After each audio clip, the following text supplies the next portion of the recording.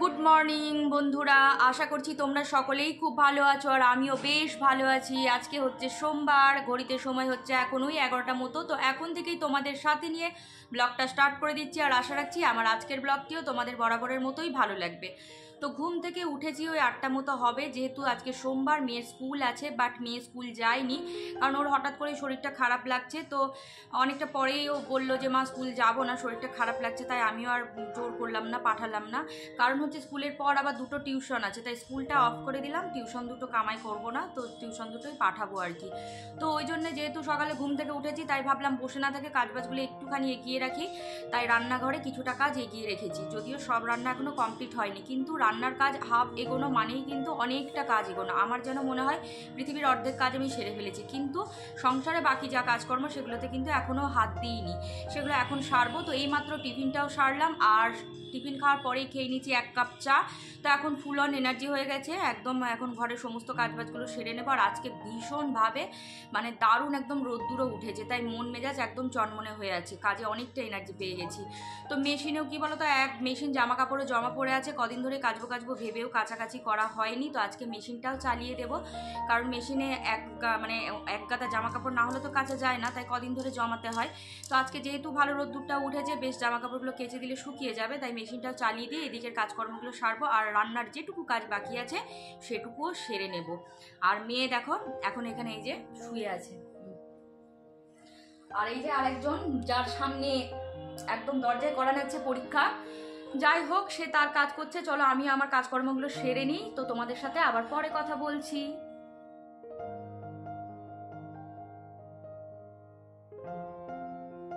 তোমরা দেখতে পাচ্ছ আমি এখন ভিডিওর মধ্যে হাসছি, কেন বলো তো? কারণ মেয়েরা এতই দুষ্টু, আমি যখন এরকম ভিডিও করতে থাকি না, তখন মেয়েরা সাইড থেকে এটা ওটা বলে আমাকে হাসানোর চেষ্টা করে, যাতে আমার ভিডিওটা আর কি নষ্ট হয়ে যায়। এরকম দুষ্টুমি বুদ্ধি ওদের মাথায় সব সময় ঘোরে।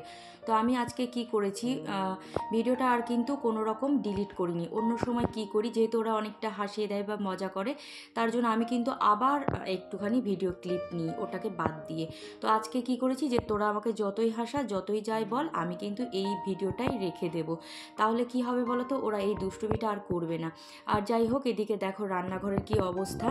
তো আজকে তো রোদ্দুরটা যেহেতু খুব ভালো উঠেছে, তাই ভাবলাম যে চলো আজকে মেশিনটা চালিয়ে দেওয়া যাক, কারণ কদিন ধরে এতই জামা কাপড় জমে আছে যে মেশিনে আর কোনো জামা কাপড় ঢোকানোরই জায়গা নেই।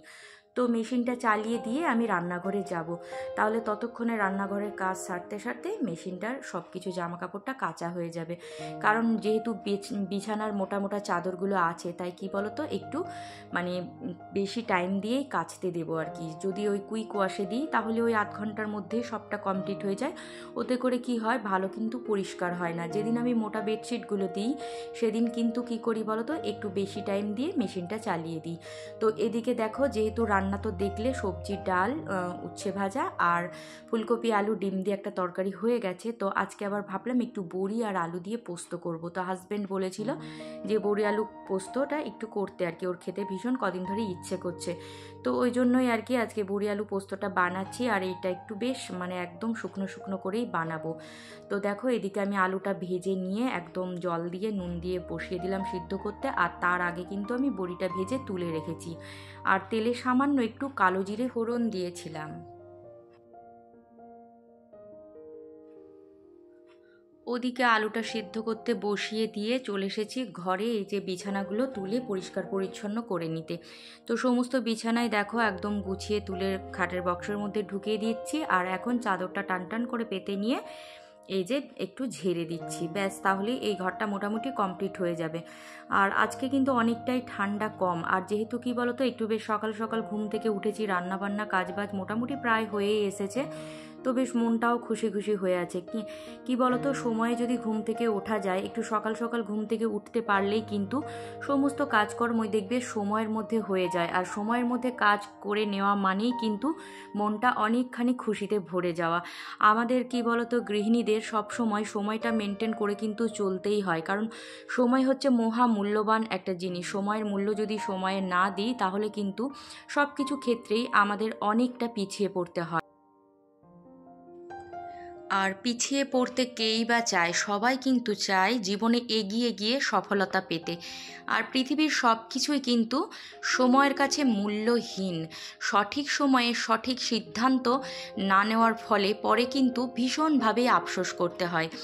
যেমন আমার এখন আফসোস হয় কী বলতো, এই ইউটিউব চ্যানেলটা যদি আমি আরও আগে খুলতাম তাহলে আমার আরও আগে সাকসেস হতো, আর আরও আগে আমি তোমাদের আরও কাছে পৌঁছতে পারতাম। তারপর কি বলতো, জীবন থেকে অনেকটা সময় আমরা কিন্তু পেরিয়ে এসেছি। তাই আরও আগে যদি এই সিদ্ধান্তগুলো নিতে পারতাম তাহলে হয়তো আমি কি বলতো আরও অনেকটা এগিয়ে যেতে পারতাম। প্রত্যেকটা মানুষেরই দেখবে আফসোস কিন্তু কিছু না কিছু ক্ষেত্রে হয়েই থাকে। কারো ঠিক বয়সে চাকরি না পাওয়ার একটা আফসোস থাকে, কারো ঠিক সময়ে স্বপ্ন পূরণ না হওয়ার আফসোস, কঠিন সময়ে প্রিয়জনদের কাছে না পাওয়ার আফসোস, শখের বয়সে শখ পূরণ না হওয়ার আফসোস। প্রত্যেকটা মানুষের জীবনেই কিন্তু কিছু না কিছু আফসোস থেকেই যায়। পৃথিবীর এত শত আফসোস শুধু সঠিক সময়ে সঠিক ইচ্ছেগুলো পূরণ না হওয়ার ফলেই কিন্তু এগুলো ঘটে। তবুও আমরা সব কিছু ছাড়িয়ে স্বপ্ন দেখি, আশা নিয়ে বাঁচি। কারণ মনের মধ্যে এই আশাটুকু যদি বাঁচিয়ে না রাখতে পারি তাহলে কিন্তু মানুষ জন্মটাই বৃথা। আমরা তো সবাই একসময় থাকবো না, এই কথাটি মনে হলে পৃথিবীতে সব কিছু না পাওয়ার আফসোস ধুলোয় মিশে যায় মুহূর্তের মধ্যেই। চাপা পড়ে যায় সব ইচ্ছে, আশা, বিলাসিতা, স্বপ্ন। পৃথিবীতে এত কিছু কেন পেলাম না তার আফসোস সহজেই কিন্তু মিটিয়ে দেয়। পৃথিবীতে এমন কোনোই রহস্য নেই যা সময় প্রকাশ করে না। তাই তো সবার সময়ের কাছেই আষ্টে পিষ্টে আমরা বন্দী। তাই সময় বড়ই মূল্যবান। সময়কে যদি আমরা মূল্য দিই, সময়ও কিন্তু আমাদেরকে অনেক কিছু ফিরিয়ে দেয়। তো যাই হোক, এই অবধি ভিডিও দেখতে দেখতে যারা চলে এসেছো তাদের যদি কিছু ভিডিওটির ভালো লাগে তাহলে অবশ্যই একটা লাইক করে দিও, আর কমেন্টের মাধ্যমে জানিও আমার ভিডিও তোমাদের কেমন লাগছে। কারণ তোমাদের একটা লাইক আর একটা কমেন্ট কিন্তু আমাকে অনেকটা মোটিভেট করে আরও নতুন নতুন ভিডিও বানানোর জন্য। মানুষ যদি মানুষকে উৎসাহ দেয় তাহলে কিন্তু সে অনেকটা এগিয়ে যেতে পারে, জানো তো। আর যদি মানুষকে উৎসাহ না দিয়ে তাকে পিছনে টানে তাহলে কিন্তু মানুষ নিজেও ভাবে কি বলতো যে তা আমার দ্বারা আর কিছুই হবে না। তাই সব সময় আমার মতে বলে প্রত্যেকটা মানুষকে যার যা যোগ্যতা তাকে সেটা নিয়েই কিন্তু উৎসাহিত করা। কারণ আমরা কি বলতো নিজের থেকে তো তাদের কোনো উপকার করতে পারবো না। তাই যেটুকু আমাদের দ্বারা হবে অন্যের উপকার করা উচিত। তাতে করে কি হবে, একটা মানুষ কিন্তু অনেকটা এগিয়ে যেতে পারবে। তো যাই হোক, আর চ্যানেলে যারা আমার নতুন বন্ধু এসছো, যদি তোমাদের আমার ভিডিওটি ভালো লাগে তাহলে একটা সাবস্ক্রাইব করে দিয়ে আমার পাশে থেকে আমাকে একটুখানি এগিয়ে নিয়ে যেতে সাহায্য করতে পারো। আর অলরেডি যারা কাজটি করে দিয়েছো তাদের জানাই অসংখ্য ধন্যবাদ। গতকাল যখন আমি আমার ইন্ট্রোডাকশন ভিডিওটা আপলোড করি তখন থেকেই কি বলতো মনের মধ্যে একটা কি বলবো একটা দ্বিধা ছিল যে এই ভিডিওটা বোধহয় আমার পোস্ট করা ঠিকঠাক হয়নি। কারণ মনে হচ্ছিল আমি যেন ঠিকঠাক করে গুছিয়ে কথা বলতে পারিনি। কিন্তু তোমরা যখন আমাকে কমেন্টের মাধ্যমে জানিয়েছো যে আমি খুব সুন্দর কথা বলি, তখন নিজেকে নিজেকে বুঝতে পারলাম যে হ্যাঁ, তাহলে হয়তো ঠিকঠাকই বলেছি। কিছু কিছু সময় দেখবে আমরা নিজেরা কিন্তু নিজেদের গুণগুলোকে বুঝতে পারি না, বা বুঝতে পারলেও সেই যে ভরসাটা সেটা নিজেদের উপর রাখতে পারি না। মনে হয় যেন আমার দ্বারা কিছুই হবে না, পৃথিবীর সবাই হয়তো সব কিছু পারে, আমি হয়তো কিছু পারি না। কিন্তু যখন কেউ তোমাকে সেই কাজে উৎসাহ দেবে যে না তুই পারবি বা তোর দ্বারা হবে, তোমার দ্বারা হবে, তখন দেখবে নিজেরা কিন্তু অনেকটা উৎসাহিত হই। আর মনে হয় যে হ্যাঁ, সবাই যখন পারছে তখন আমিই বা কেন পারবো না। তো এই প্রসঙ্গেই তোমাদের দুটো কমেন্ট আমার ভীষণই ভালো লেগেছে, তাদের নামটা না বললেই নয়। পাপড়ি দাস, তুমি লিখেছো যে এই যে আমি সুন্দর করে কথা বলতে পারি এটা নাকি আমার অন্যতম একটা গুণ।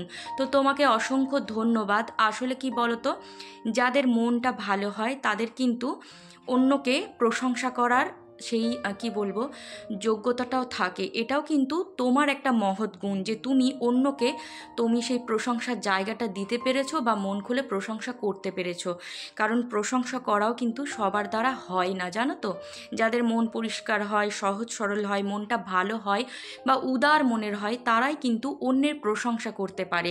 তাই এটাও কিন্তু তোমার একটা খুব ভালো গুণ। আর একজন আশা রেসিপি, সেও আমাকে লিখেছে যে আমি এত সুন্দর কথা কথা বলি বা আমার কাজগুলো তার খুব ভালো লাগে, তাই আমি একদিন সফলতা ঠিক পাবো, মানে আমার সফলতা হাতের মুঠোয় চলে আসবে। তো তোমাকেও আমি অনেক ধন্যবাদ জানাই আশা, আর আশা করছি তোমার চ্যানেলটিও যেন একদিন সাকসেস হয়, তুমিও একদিন সাকসেস হও, আর তুমিও একটু হলেও মানুষের কাছে পরিচিতি পাও, মানুষের ভালোবাসা পাও।